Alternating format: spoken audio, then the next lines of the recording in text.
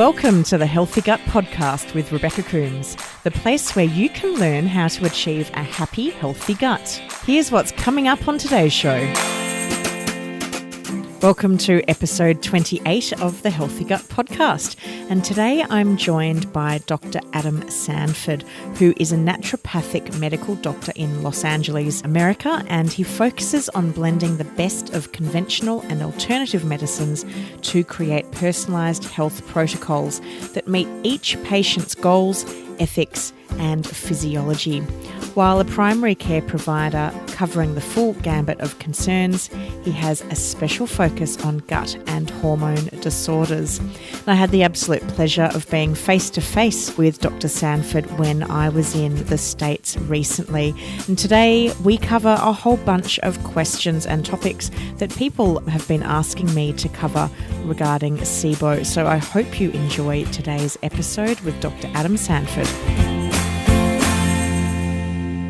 Welcome to the show, Dr. Adam Sandford. It is so great to have you on the Healthy Gut Podcast today. It's lovely to see you again. Thanks for having me. My pleasure. And I have the great pleasure of actually sitting face-to-face with you in your clinic here in Los Angeles as I'm out stateside, having been to the Integrative SIBO conference. So it's really pleasurable being able to sit face-to-face and have a chat. Yeah, definitely different than the internet. Yeah, very different.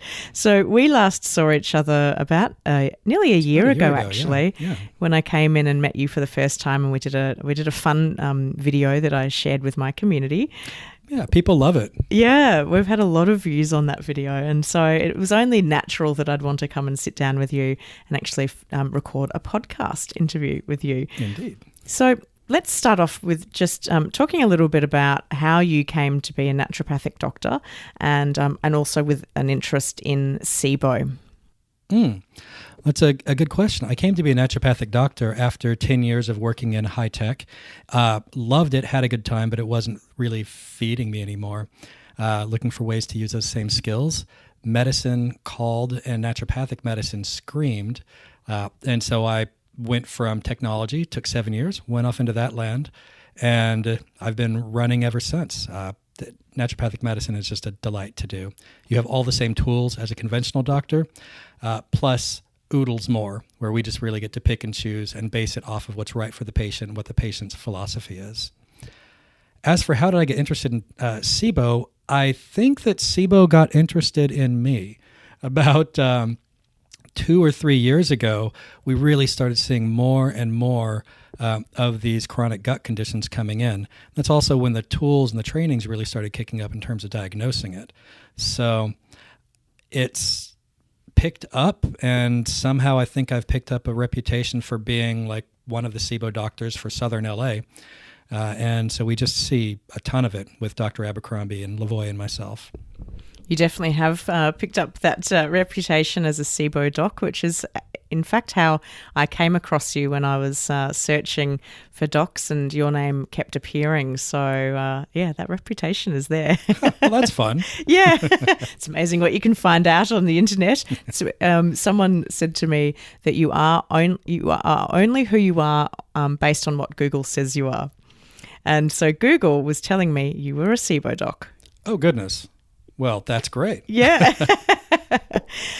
So you have all sorts of people coming into your practice. Mm-hmm. Can you talk a little bit about generally, who's walking through the door and what they're looking for help with? Yeah, it's a pretty broad array because we run a primary care facility. It's anybody that has anything where they want something different than the norm can be coming in. Here in California, NDs have a very broad ability from some prescriptive rights to ordering labs to everything else. So you have people that find out about us and they think that we really are the next step for what they're looking for. Either you have people coming in that are super healthy, that just want to expand their lives, or folks that have been to tons of different specialists, not getting what they're looking for, and are looking for that next step. And the thing that I hear the most is they're looking for a plan. They're looking for an idea of what is actually wrong with them and for how all of their myriad things can tie together. Definitely. And I myself had that experience of going to conventional docs for years and then looking for solutions and alternatives to how I could get well, because I just wasn't getting those answers with my conventional medical practitioners back in Australia.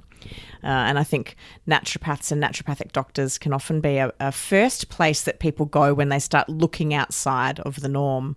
In Australia, we don't have naturopathic doctors. That qualification isn't available. They can obviously study over here in the States, but they don't have prescription rights like you guys do. So a naturopathic doctor who's qualified in America will have to treat or practice as a naturopath in Australia. And something that Dr. Narala Jacoby says, who is an ND, studied with Bastyr University, when she moved to Australia, her prescription rights were no longer present. So she claims that she has become a better physician because she has to think outside the square. She can't just go straight to pharmaceutical medications for her patients. I absolutely agree with that. I find myself sometimes using the drugs as a crutch, which really isn't what the patients need, and so I don't do it that often. But she's very much correct. When you have to limit down the tools that you have to use, you have to get very creative, and when you get creative, you're able to address the conditions from more than just the single point of focus. For example, with SIBO, so many folks think that it's really just a bacterial overgrowth condition, hence the name. And so thus you must carpet bomb it with antibiotics. Well, it has so many more components to it, from motility to overall immune system function to thyroid impact, everything like that, where if you're just targeting the bacterial approach, just hitting it with pharmaceutical or antimicrobial herbs, you're very narrow only on one tiny slice of a very broad condition like we were talking about earlier. Doesn't even touch on the psychosocial aspects you were mentioning. Yes, and so before our interview started, we were talking about the other aspects that I'm very passionate about myself, which I don't believe gets enough attention, and it's one of the things why I'm so passionate about what I do as a patient advocate, is that we need to think about psychology, we need to think about lifestyle, we need to think about movement, we need to think about all these other aspects that are non-medical as such, but all impact the health of our body. I really like what you say, that SIBO really is looking at the bacterial overgrowth itself is just one slice of the condition. Do you see that SIBO is a disease, or do you see that it's symptomatic of something else or other things that are going wrong in the body?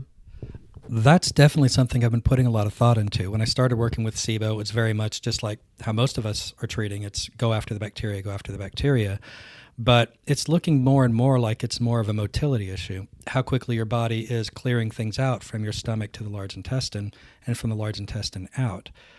You can kill all the bacteria that you want, but if that's not addressed, you're still going to have a lot more time and opportunity for the bacteria to come back in and hit that area. And so then you have to sort of do what we naturopaths call think upstream. What's causing that slow motility? Is it thyroid? Is it nervous system damage? Is it that the leaky gut has just kicked up inflammation, which has just ticked off the nerves in the area, which is slowing it down? And if it's hypothyroid, what's causing the hypothyroidism? You can keep following that chain all the way up. And that's where I think that SIBO is more than just a kill a bacteria kind of condition. You have to look at what's going on with the individual person and try to nail that root cause, while at the same time killing the bacteria so that they stop being in such discomfort. And is there an approach that you take to start somewhere? Do you go, okay, let's look at thyroid first, or let's look at nervous system damage perhaps, because there's been cases of food poisoning that may have damaged the nervous system in the gut, which has therefore affected motility. How do you know where to start, or do you just pick one place and move from there? Usually it's based off of what the person's saying, based off of their history. If they have a bunch of tiredness or scalloped tongues, bumps on the back of their arms, constipation aspect, hair falling out, you think, oh, okay, maybe there's a thyroid thing going on in there. If they have nervous system symptoms, maybe you start thinking down that. For the autoimmune, the post-infectious autoimmune thing with the antiveniculin tests, I'm not really sold on them quite yet. But that's just a doctor's opinion. I don't have any science. I just haven't seen it playing out clinically yet. But you just start at the place that's resonating the most while still trying to cast the net wide enough in case you accidentally missed the potential root cause. And there can be more than one as well, can't there? Oh, yeah. Yeah. It's a series of dominoes that have many different paths that they're falling down in. It's one thing cascades into another, and that's one of the beauties about this type of medicine is you are constantly playing and engaging with the patient to try to track things down to the roots. And my own journey, it was premature birth, not breastfed. I was born vaginally, but pumped full of antibiotics, multiple rounds of food poisoning over my lifetime. I've had parasite infections. I've had several abdominal surgeries. I've had abdominal injuries. Literally, everything that could have happened has happened. And I look at all of the pathways for bacterial overgrowth to occur, and I feel like I tick most of those. And so, like you say, it's a bit of a, sometimes you start somewhere and it's a domino effect. And what I find interesting, whilst currently I don't have a bacterial overgrowth in my small intestine, I am now working on these other areas within my own body to help support it continue moving back towards optimal health. So looking at adhesions currently and looking at methylation, which we're going to talk about, and looking at other aspects, thyroid and hormones as well, which I can see are playing a big part in my system at the moment. So I'm not addressing the small intestinal bacterial overgrowth anymore because that isn't really playing a part. But I'm sure that if I don't address these other areas, it will return. Yeah, very likely. And do you see that with your patients, that if they're only addressing it through reduction of bacteria numbers, that it's more likely to return? Yes, absolutely. That one of the things that I counsel patients on these days is I'm looking at SIBO more and more as a chronic condition, just to set expectations for both them and myself, because you can go through those cycles. You treat it with antibacterials, it goes away, you feel great for a few months, and it's back 6 or 8 months later. Or they do that and they do the super restrictive diet for a year, and it comes back. So we get into place the treatment, get people feeling better, start doing all of the repair components, but also I'll frequently have them doing, a week per month of herbs or something to maintain it.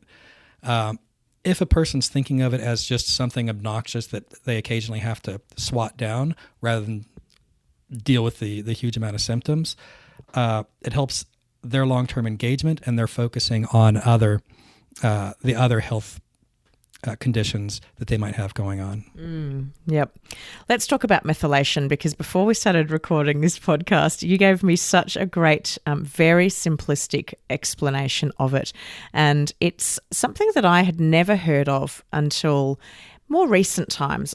Even when I first got diagnosed with SIBO, I had never heard of methylation pathways or the genetic mutation MTHFR. And I've asked many people what it is, and I've still never fully understood it. But you gave me such a simple and easy to understand explanation. So would you be able to share with the listeners what methylation actually is? Well, if I don't say it exactly, remind me what I said. Methylation is a core component in every cell in your body for how the cell creates these tiny little groups called methyl groups. And their main job, and this is pretty simplified, but it's how my brain works, is they turn things on and off in the body, from DNA to enzymes to things like that. So pretty important.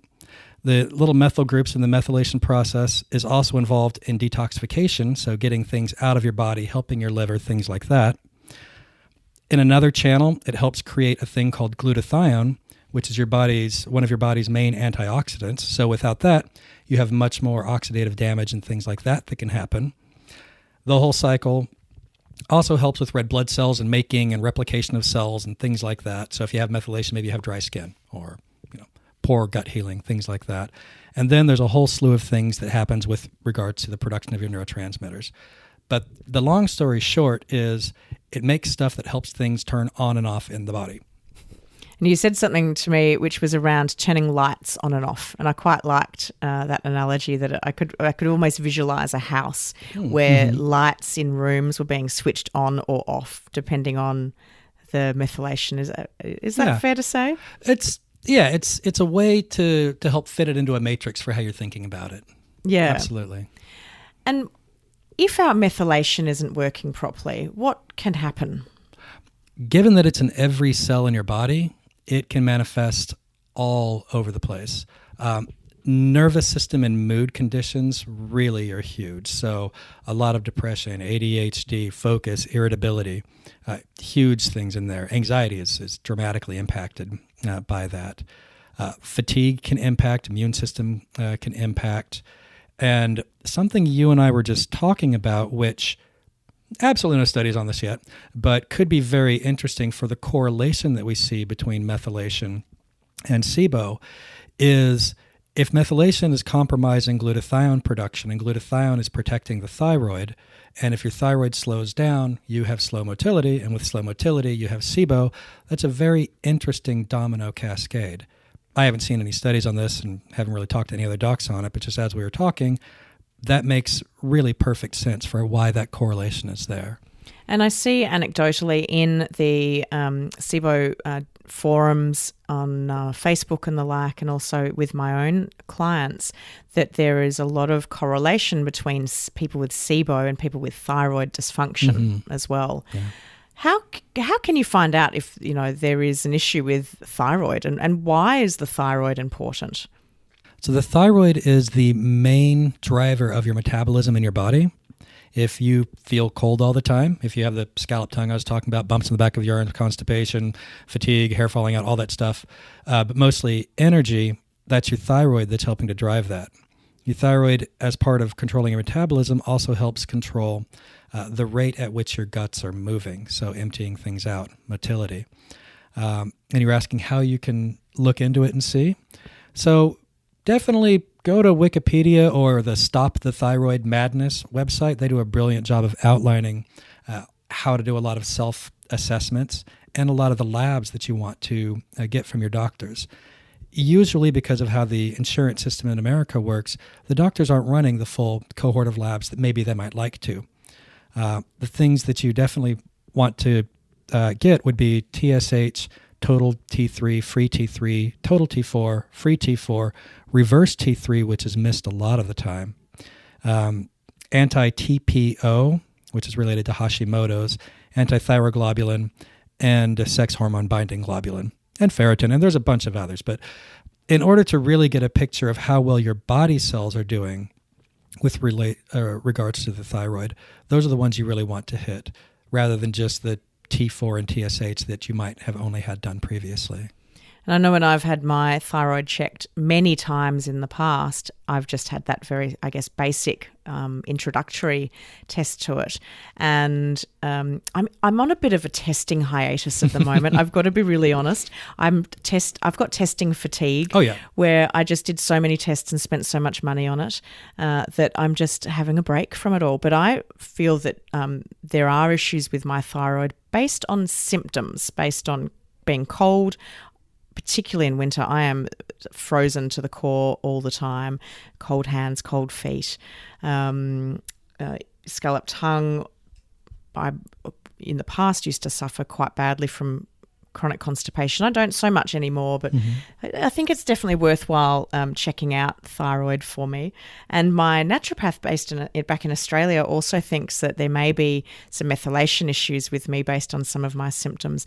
And when you talk about your very simple explanation, Adam, around those pathways and those domino effects on how one can lead to another and can impact another, it really supports, I think, my own personal awareness and my listeners around how it is important to keep looking, and that SIBO itself is not the definitive end of, we might be lucky and be able to reduce your bacteria numbers, but that's not the end. Sometimes it's just the beginning. Yeah, definitely. Although there are the people that just got the food poisoning, just developed the SIBO, and Xifaxan is the magic pill. And I really love those cases. I think most practitioners do. Simple. And I think that sadly for most of my listeners, they're the other camp. They're the 2/3 chronic who are have been dealing with this condition for many years. And in fact, I just recently ran a survey with some people, and the majority of people had been dealing with this for 3+ years, but with a fair whack sitting in the 5+ year category. So it's a chronic condition for them now. Oh, absolutely. And what does Xifaxan's marketing materials say? That 58% of all IBS-D is related to SIBO, so that they can sell more Xifaxan. But so you have people that their entire lives have had IBS, and now we finally just have a way to, a structure and a framework with which to address it, rather than just say, it's something you have to deal with. So that's the other reason I think we're seeing so much. Yeah, definitely. And I think that my concern with the way that pharmaceuticals are advertised in the States, it's not the same in Australia. We cannot advertise direct to consumers, which is wonderful. Oh my God, I love that. But whenever I come to the US, I just feel so sad at looking at these commercials on TV and, these well put together advertisements by the pharmaceutical companies going, you have IBS, just pop this pill and everything will be right. But we're not addressing the underlying cause. We're just putting a Band-Aid over the top of it and saying, here, take this tablet and it will be okay. But it actually won't be for so many people. For some, it is, and that's wonderful, but for so many it's not. And I think that's probably why they come looking for services with a naturopathic doctor like yourself, because they're not getting the answers from those pharmaceuticals. Yeah, definitely. Yeah. I want to see the TV ad that says, ask your doctor if diet and exercise are right for you. Oh, I know. It's just fills me with horror, those ads, but that's my personal bugbear. So as we can see that there's, methylation is an incredibly important role that it plays in the body. There was a really great thing, the way you described before. You've got this very elaborate diagram in your rooms here that I'm looking at. It's, difficult to explain exactly what's on it because there's a lot.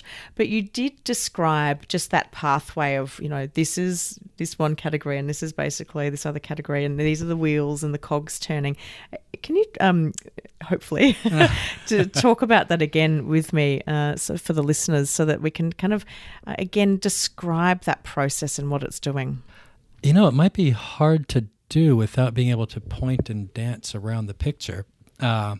Well, you what I thought was really great was how you said it. This is where you start, and then you move up into folate, and that's basically a fancy term for folate, I think. Okay. And then the cogs come together, and if there's methylation, then it can be a bit like dust on the filter. Yeah. Okay. We can go through that, and just to be clear, these are my simplified statements. And while I treat methylation on a daily basis, there are many doctors that dedicate their lives to this. Who of course. I'm certain would take umbrage to anything I'm about to say.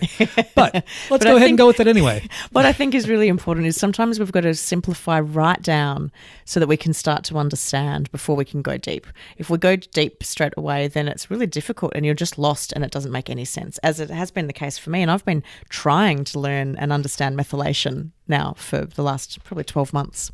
It's one of the more complex things that we deal with. I mean, if we think SIBO's complex, this whole methylation concept takes it really to the next level. For people to take a look at their own methylation folate cycle stuff, here in the States, we have a lab called 23andMe. I don't know if you have that in Australia. No, I don't think so, but I could be wrong. I don't think so, though. Actually, it's through the mail, so... Yeah, and we Maybe. do. We often, I have had to mail samples many times before because we just don't have the laboratories in Australia testing. So I send stuff to the States. So if you are able to do that for Australia, but also perhaps anywhere in the world, 23andMe does some great things for genetics. You can see where your family's from, things like that. But the most useful part for our discussion is you can take the raw data that's out of that where they have sequenced most of your genome and run that through some secondary tools. One of them is by the Seeking Health company, and I believe it's called Stratagene. And that gives you a really good breakdown that utilizes this complex picture and tells a person which of the little cogs and points in this complex picture the person might have issues with. Because at the end of the day, we use the term MTHFR a lot, but at this big picture we're looking at, there's about 100 little spots on there, all of which look just like the MTHFR block. It's just the belle of the ball that's gotten all of the attention. But the reason she gets all that attention is if MTHFR doesn't do its job of converting folate properly, then all of these other cogs that turn, that make DNA, that make the switches that turn lights on and off, that make your antioxidants and your neurotransmitters, if that one thing that processes folate properly doesn't work, then all of those cogs come to a stop. The body loves redundancy, and there's tons of avenues of redundancy all through the rest of it, but that's one key area that does break down. And so I think that's why MTHFR itself has gotten such a big name for itself. But so if you're taking a look at your strategy and results, or Genetic Genie or any of the others that you can run the 23andMe data through, you can see what key areas you have in addition to just the MTHFR. If you have just the main flavor of MTHFR, it's pretty easy to work around. You take a fancy folate called methyl tetrahydrofolate for people that like acronyms. Or names. or the reverse.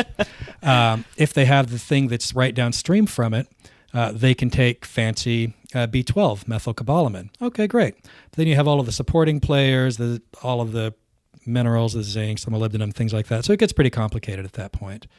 So when the MTHFR, if that is present in terms of the mutation, so you're saying that stops the cogs in the wheel of turning. Is that what it's doing? Slows it down. Slows it down. And then what is happening if those cogs in the wheel are slowing down? It's just not, I'd love to know what it's doing. So if the cogs in the wheel, if you think about a machine, if the machine slows down, the output slows down. Mm-hmm. So you stop making the little methyl groups that turn things on and off like light switches throughout the body. So you have processes that slow down. You start making glutathione, which is your main antioxidant, far less, which means that your body's ability to deal with toxic chemicals or even just your body doing its day-to-day business slows down, increasing aging, increasing cellular death, increasing just damage across the board. If the cogs slow down, you also have a difficult time making DNA.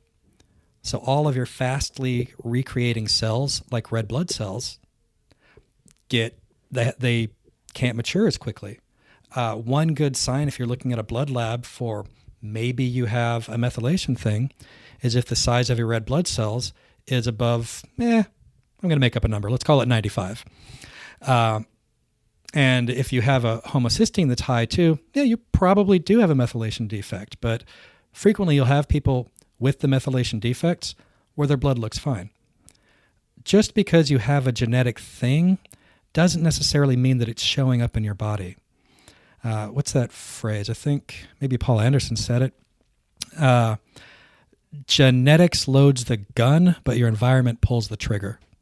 So you might have just a mishmash of genes that somebody might say are horrible on paper, but if you're living a good life, if you're relatively low stress, if you haven't had any major reasons to trigger it, you might not be showing them up at all. And that's something really important to remember with all of the methylation components. Just because you have the gene doesn't mean that it's doing a single thing to you. I think that's really important, and something interesting from my own experience to share with yourself and the listeners is I have the hemochromatosis genetic mutation, and both my parents are carriers of that gene mutation. And when I was diagnosed with SIBO, I just happened to go into my GP and she had said, look, we haven't done any blood work for you for quite a while. And so she ran that. She said, I just want to check cholesterol and, just your sugars and all of the rest. And my ferritin levels, my saturation levels were incredibly high. And because I'd been going to that one GP for many years, we had a history of blood work. And when we actually put them side by side, we could see that my ferritin saturation had been steadily increasing since I'd started going to her since returning to Australia from living in the UK. But really interesting was that 6 months later, once I had cleared my SIBO, my ferritin was back down in a normal range and it had dropped significantly. And she was amazed by that. And it just, I guess, goes to show that I have the genetic mutation, but because my diet, my lifestyle, my stress, my gut health, my overall health had dramatically improved because I'd been dealing with, SIBO and my life, that had had a big impact on this gene. Oh, that's fantastic. There might be a secondary... I'm sure there's more than that to it. Ferritin also spikes when your body's under acute inflammation. If you have SIBO, you have all kinds of inflammation going on. Treating yourself well, taking care of your body, fixing your gut, it's going to drop the inflammation. So it might not have been a genetic component. It may have just been a natural response. That's so interesting. It could have been. We won't know. Who knows? Yeah.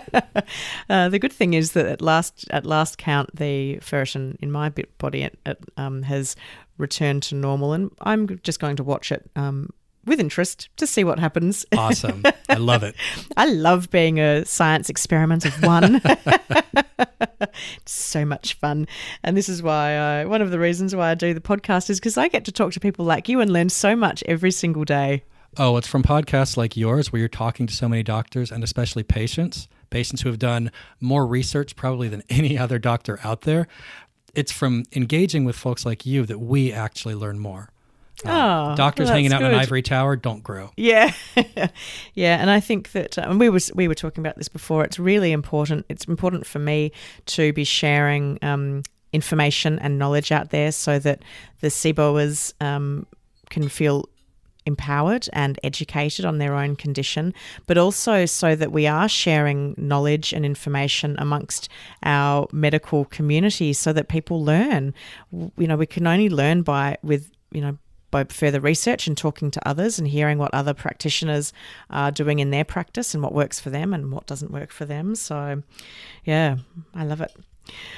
One other thing that we did talk about before we started recording was the need for food allergy testing, and your views on whether we should be testing. We could literally spend our lives in tests, and sometimes when you've got SIBO, it feels like that's all you're doing, and you're spending a bucket load of money on tests. Oh, absolutely. It's so expensive sometimes having this condition. So what are your views on food allergy testing? I'd say this is probably one of the more controversial topics amongst all of us. And this is one of the great questions that was on your Facebook or on the SIBO Discussion Support Group page. My personal approach towards food sensitivity tests when somebody has high inflammation, high CRP, high IgE, which is the allergy-related biomarkers, or SIBO or leaky gut, is that it might not be as useful as you want it to be. I view them as a 50-50 for use, and I tell patients that right off. It's a potential gamble. Sometimes they can be glorious and beautiful and really nail exactly, a food or a group that's hitting you. Or, and you see this with the people that are inflamed or with SIBO, tons and tons of foods come back positive. And so all of a sudden the person is taking a FODMAPs diet and reducing it down even more to where they're eating like a rabbit. And in reality, what you'll frequently see is you fix their gut, you deal with any leaky gut types of things, you calm down the immune system. Look at those same tests 6 months later or a year later, and maybe only one or two foods are impacted. So the test has benefit, but it also has danger. If it comes out useful, it's beautiful. If it comes out artificially inflamed, a person thinks they can't eat ever again in their life and might continue with that test ad nauseum. And so I encourage the testing under the appropriate conditions, namely your body's not crazy inflamed. Or if you have the extra funds and you want to do it, absolutely. I do that for myself. But just do it with open eyes. Are there certain tests that you think, absolutely categorically are the base standard that you would do with a patient? Or is it kind of how long's a piece of string? Yeah. I definitely have. Are you talking about just with food sensitivities, just or in just testing in in general when it comes to SIBO and gut conditions? Yeah. Okay. Definitely base thyroid. I do look at methylation type of picture. I do comprehensive regular body analysis and the homocysteine and a few other things. A relatively complete blood panel. If I think they have SIBO, I'm definitely obviously doing the lactulose breath test. Maybe a glucose one, less often. And I might just leave it at that initially. I haven't really run the antiveniculin IBS check more than 10 times. It hasn't correlated clinically, but maybe I'm just not using it the way that other folks are. I might do a salivary cortisol test if I think that adrenals might be impacting thyroid, which might be impacting motility. I might do a stool panel. I use Genova's, but there are many good panels out there. If I think there might be a parasite, blasto, or a candida picture, even though those don't always show up, they can be useful. Those can also give you an idea of what bacteria might be overgrowing. There is a theory that the bugs that you see in a stool test have no reflection to SIBO, but I consistently see that to be, if you do have something exponentially higher in the bacterial panel, they're going to blow positive for SIBO. So that's another little contention thing amongst all the doctors, but I see it being useful. Other than that, that's a good starting point. Definitely, and it definitely gives a good picture of their current health. And I think that from what I've learnt doing this podcast is that the tests can be very useful, but they're also just a picture in time. Yeah, absolutely. Of what's going on today. So with that in mind, do you then retest? And if so, how quickly do you retest?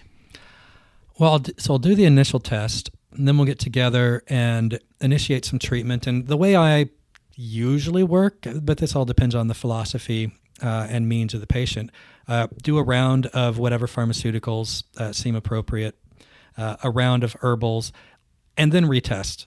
It's a fairly short treatment, but if you don't see any improvement at that point, well, you're doing something wrong or you're choosing the wrong agents.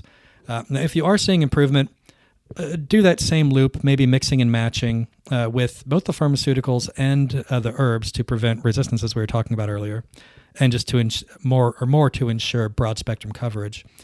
And do those until the person is feeling like they've hit a plateau of improvement, and then retest again. And do you use the herbs and the antibiotics at the same time, or do you run one course and then follow it up by the other course? Right now, I run them pharmaceuticals first, followed by herbs, but that's an interesting idea. And if any of your listeners have worked with any doctors that have run them together, I'd love to hear about their experience. I might throw in some anti-yeast herbs when I'm doing the pharmaceuticals, or throw in some biofilm tools, but I typically keep them a little separate. And let's talk about biofilms. Mm-hmm. Do you do much work around with biofilms, and if so, what do you do? Well, the concepts for biofilms make a whole ton of sense. The bacteria making this little protective shell that they get to hang out in, and if you're trying to carpet bomb the bacteria, you need to be able to get to them through the shell. So the theories make sense. I think they've panned out in some studies that Pimentel and a few other folks have done. So if somebody has a longer term type of SIBO, yeah, I'll run some type of a biofilm buster. Personally, I use interphase or a compounded one with bismuth, DMPS, and I think DMSO. But there's a lot of different tools out there. And given that motility is often compromised in SIBO, what do you do to support motility in patients? The ones that are used most these days, Melanie Keller loves Modal Pro, or at least she did last year, and has seen a ton of good improvement with that. That's a supplement by Pure Encapsulations. Also, low-dose erythromycin, so I believe a fifth of the smallest pill that you can get out there. That one has good studies on it. And then the Pimentel group uses one called Resilor or Prucalopride. I think it has another brand name too, which has really good effects. So all three of those are useful. I actually used Motil Pro myself. I loved it. Oh, great. It worked really well for me, and it also made me feel really good. So it was a kind of double whammy. How did it make you feel good? I felt really positive, and actually my naturopath was telling me that now I've got to try and remember the correct information, but I'm pretty sure she said that it had an impact on melatonin, I think. I might be completely misquoting her. But anyway, she said that it did have a positive impact on other things in the body, and that was probably why I was feeling so happy and positive. I put it down to the fact that I was going to the toilet every day for the first time in my life, and I didn't realize how good doing a poo every day makes you feel. Oh, everybody loves pooping. It was wonderful, and not having to strain and sit on the toilet for hours. I could see why we just pulled up the ingredients. I can see why this would make somebody feel good. It has a little bit of 5-HTP, so a little bit of a happy hormone to it, which probably somebody on an SSRI antidepressant might contemplate before they take this. So this is not medical advice. And then the ginger, that's a great boosting, energizing herb. And that's also the main motility one. So I actually think I want to try that, and I poop fine. One of the questions I had from the Sibo Facebook group was with a person who currently uses Resilor, asking if if you've ever seen people find difficulty sleeping when they're taking that. Have you ever seen that in clinical practice? That is a really interesting question, and no, I haven't. You do with LDN, low-dose naltrexone, for up to 2 weeks. But I haven't heard of that with Resilor. The worst I've heard with Resilor is it being a little too strong and people needing to cut the dose back. As in that it provides them or gives them diarrhea? Mm-hmm. Right. Okay. So if any of your listeners have had that same experience with the Resilor, post it to your Facebook page or wherever this thing comes up, because I'd love to hear about it. Yeah. Well, people can head to the Healthy Gut Facebook page and put in any comments that they've got for Dr. Adam Sandford on my page, and I'll make sure he sees them. In terms of, so we've talked a little bit about treatment. Are you seeing any patients coming through that are becoming resistant to either the herbs or the antibiotics that you're using to treat them with? I haven't seen people that have become resistant, and from at least the studies from Pimentel and Weinstock and those guys last year, they haven't seen too much in terms of Xifaxan resistance. And if you're doing neomycin or Metro with the Xifaxan prevents theoretically the resistance from building. I think maybe what we end up seeing more is that you've taken care of the initial crop of bacteria that are susceptible to the one agent, and now you're dealing with another batch. I guess this might lead to how one might go about interpreting SIBO labs. And all of us do it a little differently, so this is just my particular take. If somebody has high methane, but they're not showing very much hydrogen, to me that actually means that they still have a whole ton of hydrogen, it's just being hidden by the methane. So if we do a certain set of antibiotics, which is dropping the methane, and then they go from having a constipation to a diarrhea picture, and the same treatment over and over again doesn't work, it means that the shift is necessary. So I haven't seen nor heard of them building resistance, but the concept of needing to have a broad spectrum approach, I think, is really important. And that is I hear that quite commonly, that that numbers will jump after a round of treatment, and people are like, but I just did my treatment, why have my numbers just skyrocketed? Well, that's one of the things I love to see. If somebody has really high methane and low hydrogen, I saw this a couple times in the last 2 days, then their methane drops and the hydrogen jumps. I go, yes, this is great. Things are moving forward, but my numbers went up. Yeah, but it's a math thing. You have CH4 for methane, so there's 4 hydrogens, and H2 is the other one, so the methane bugs gobble up the hydrogen. Okay, that's totally beside the point. But I think it's important to understand how the base level of how that works, because it can be very confusing and upsetting to think, if you're looking at your test results going, the number one objective for me is to have my numbers reduced, and then you see the results and they've actually gone up, understanding that the methane is gobbling up hydrogen, and so by reducing the methane producing bugs, that is going to potentially lead to more hydrogen, then it's not so upsetting. Okay. Yeah. Potentially. No, that's exactly my interpretation of it. And yeah, if people are getting worried about that when they look at their labs, I completely agree. It's important to understand that that concept. Yeah, definitely. Yeah. Let's quickly touch on nutrition, because nutrition is is something we all think about a lot when we've got SIBO. What do you do with your patients? Do you put them on one of the SIBO diets? Do you give them the options? Do you try and modify something so it's specific to them? What's your approach? I'll usually start by putting them onto one of the low FODMAPs SCD ones, either Dr. Jacoby or Seebecker's lower FODMAP ones, to see what their response is. Because if that right there can reduce a lot of the diarrhea and discomfort, hey, go with it. I'm hit or miss as to whether or not it should be done long term. It can be pretty limiting. It can also drop people's compliance in terms of getting better.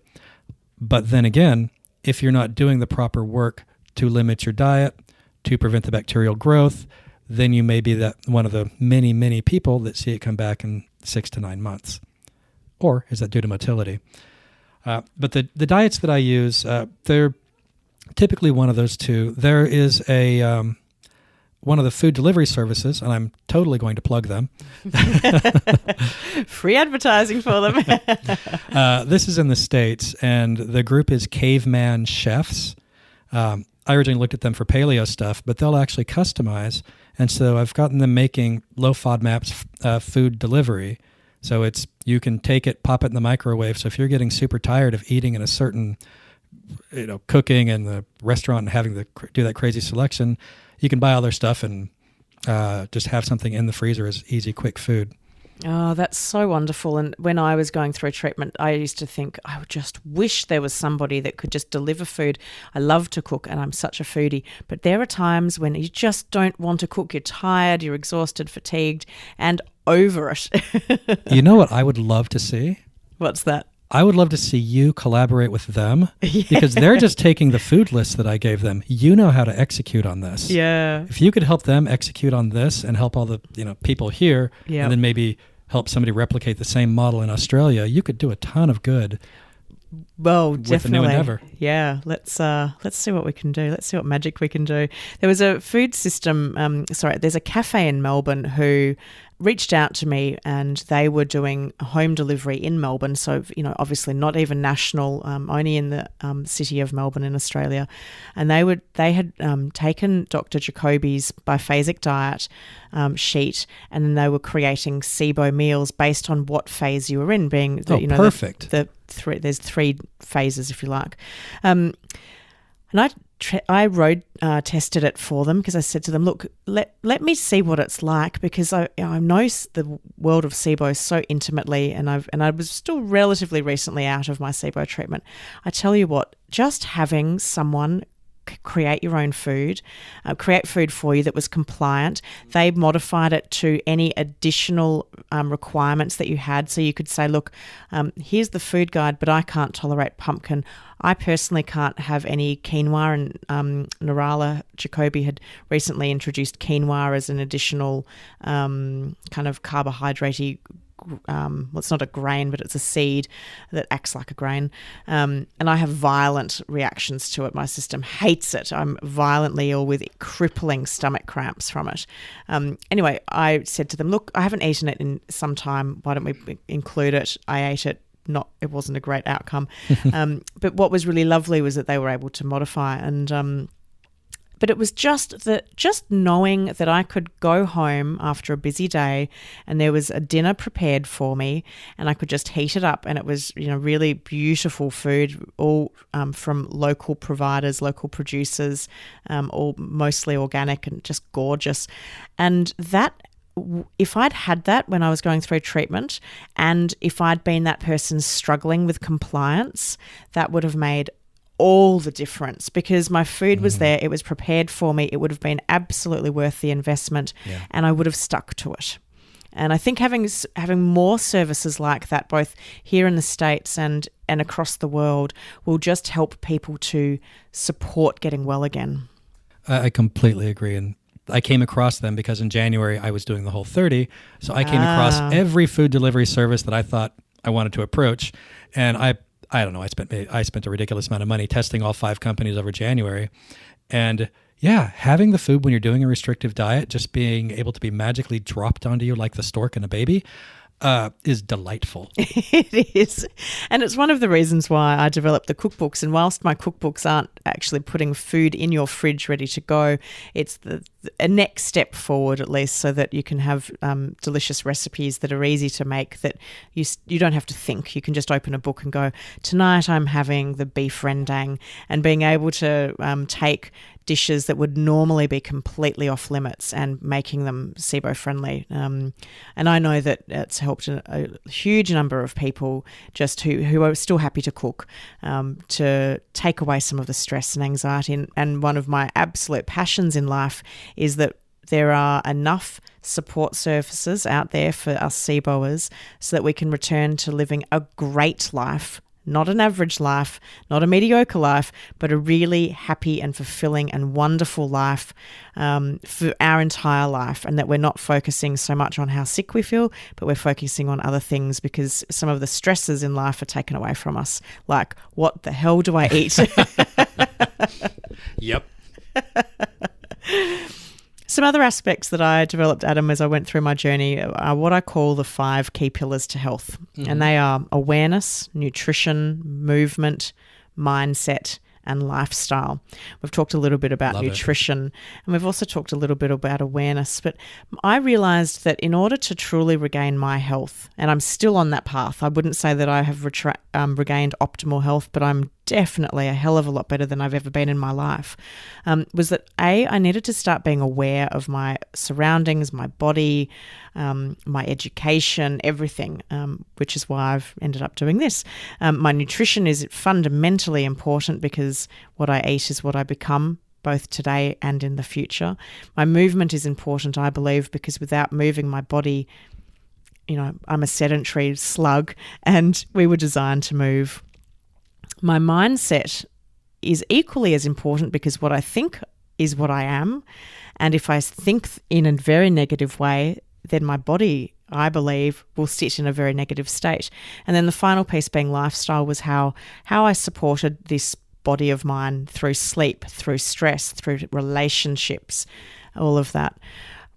Do you talk to any of your patients about these other, I guess, complementary and supportive approaches to regaining health? Absolutely. I look at the social aspect. I look at the personal aspect, the self-cultivation, the self-care. Just from what you're saying about stress is dramatically huge, and exercise, that's going to control a whole ton of the metabolism. And so I do touch on it. But I think that that's an area that most physicians, including myself, don't do enough in. We are just so in the trenches of fixing the one little area that's causing you the greatest distress, but we're not engaging to the depth and the level that we'd like to, time constraints, whatever, for the ultimate perfect long-term cure.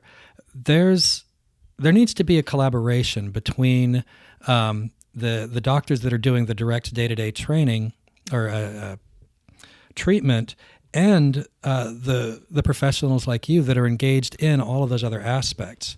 It's like there's a nutritionist that I work with sometimes in the Seattle area who helps pick up some of the nutrition load because it's just not an area that I have the time to focus on. But I think all of us SIBO doctors need somebody like you or other people that focus in this area to help us deliver to the patients that complete, holistic, full circle approach. So if you have any thoughts about how you might engage with all of the SIBO doctors that'd be great. It's like you were saying with the most recent conference. There was a huge amount of that direct care, self-care component that was just missing. It was all about treating bugs and motility and methylation. It was, and it was a great conference, and I came away and having learnt a lot from it again. But one of my big bugbears in the world of SIBO treatment is that we're being very narrow focused on it because we're thinking about just the bacterial overgrowth, and we're not thinking about all of these other aspects of life which contribute or can hinder return to health. And if someone is not eating good quality food, or they're only getting 5 or 6 hours sleep a night and they're incredibly stressed, they've got a really stressful job, the body is under stress naturally from this overgrowth of bacteria, and then you're pouring more stress on. Perhaps you're in a relationship that you fundamentally know isn't right, but you feel that you can't leave. You might have a sick child that's causing a lot of stress. All of these things are limiting our ability to get well. And I just really, I'm driven to support SIBO patients on these other areas because I just don't see that we're talking about them enough. Some people are, but I don't feel like it's being talked about enough, nor is it being addressed in their medical consultations. And perhaps that's never going to be the role of those medical consultations, and perhaps it's the role of people like myself that need to really be driving that awareness on these things. I think it is the role of the doctor to be able to provide that, and the role of the professional coaches like you to be able to do that too. But if we're talking about a role for you, come up with the scaffolding that the doctors can wrap their brains around to deliver the things that you think that the patients need. By your assisting us, your reach could extend tenfold. And I personally be all over that. Interesting. Well, it's always really interesting having these conversations. So you never know exactly where they'll go. So to all the patients and the practitioners listening to today's podcast, drop me an email at rebecca@thehealthygut.co and let me know what you think that, how I could be of service to both the treatment of the patient and also from the patient's perspective, because I tell you what, I am dedicating my life to supporting people to move away from chronic illness and move towards health and happiness, because even though I wouldn't say that I'm at the most optimal health now, I tell you what, life is absolutely bloody amazing today for me, and I was sick for 36 years, and I don't want another single person to feel like I did, and nor should they have to. So I'm driven to make a change in this world, and I'll, till my dying breath, I will be passionately doing that. Well, I'm happy to help you figure out how to engage with us. Yeah, thanks, Adam. Adam, it's been Dr. Adam Sandford. It's been an absolute pleasure to have you come on to the Healthy Gut podcast today. We've talked about all sorts of things. We've answered quite a few of the questions that all my gorgeous SIBO peeps in the Facebook group had asked me to try and get answers on. So I appreciate the time that you've spent with me today and also sharing your knowledge. Thanks for coming on the show. Absolutely. See you next year. See you next year. I hope you enjoyed today's show with Dr. Adam Sandford, and as you can probably hear, I thoroughly enjoyed that interview, sitting there with him face to face, talking about all things SIBO. And I really did mean it when I said at the end of that discussion with Dr. Sandford to connect with me and to share your thoughts. So my email address is in the show notes, so you can definitely reach out to me. And if you would like to see the full transcription or the show notes or any of the links or my email address that we mentioned in today's episode, just head to thehealthygut.co/SIBO questions. And there you will find all of those resources. Don't forget to leave a rating and review in iTunes or the app you use to listen to this podcast. And we love connecting with you on our social media pages. So head to our Facebook, Instagram, Twitter, YouTube, Pinterest or Google Plus pages. You can find us under The Healthy Gut. Coming up on next week's show, we're joined by dietitian Erica Julson, who I also had the pleasure of sitting down face-to-face with in Los Angeles. We talk all about food sensitivities, intolerances and allergies, and it's a really great episode with Erica. So I look forward to seeing you next week. You've been listening to the Healthy Gut Podcast with your host, Rebecca Coombs. To learn more about The Healthy Gut or our podcast, head to thehealthygut.co/podcast. And as we are fully funding this podcast, if you would like to help support the continuation of this podcast so that we can continue to bring you future episodes, all you need to do is make a contribution at thehealthygut.co/podcast. We would like to thank Belinda Coombs for the production, editing, and original music score of this podcast. To hear more of Belinda's music, head to soundcloud.com/Belinda Coombs. The Healthy Gut Podcast is a production of The Healthy Gut. Thanks for listening.